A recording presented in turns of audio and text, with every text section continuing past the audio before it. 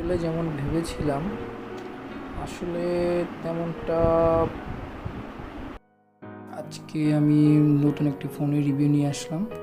এই ফোনটির নাম হচ্ছে পোকো F3 GT, যেটি বর্তমান বাজারে অনেকটাই হাইপে আছে। সো ফোনটি আনবক্সিং করছি।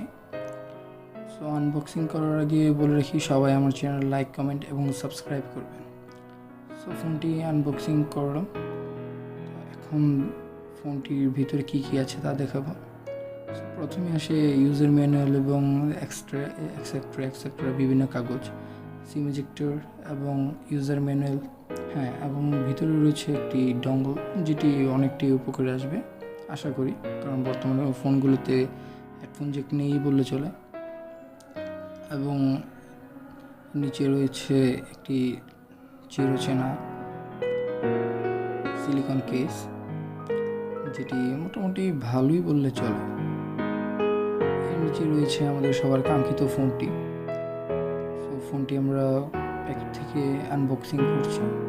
ফোনটির লুক আশানুরূপ একই, যেহেতু এটি একটি স্পেশালি গেমিং এডিশনের ফোন। সো এটির ব্যাক থেকে দেখে বোঝাই যাচ্ছে যে এটি গেমিংয়ের জন্য বানানো হয়েছে। ভালোই।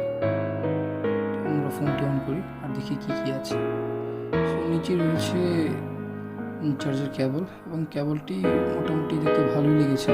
এবং হ্যাঁ, স্পেশালি এর এল শেপ, এটি গেমারদের জন্য যেহেতু বানানো হয়েছে, সো এটি খুবই উপকার আসবে গেমারদের। আর এর সাথে রয়েছে 67 ওয়াট ফাস্ট চার্জার, যেটি গেমারদের জন্য অনেকটাই ভালো হবে এবং গেমিংয়ের জন্য ভালো হবে। সো ফোনটি আমরা অন করছি। ফোনটি অন হয়ে গেল।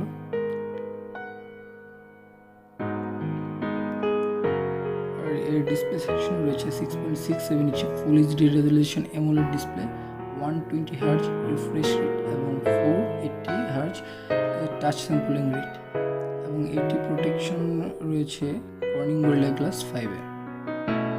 এবং এর ব্যাকেও রয়েছে।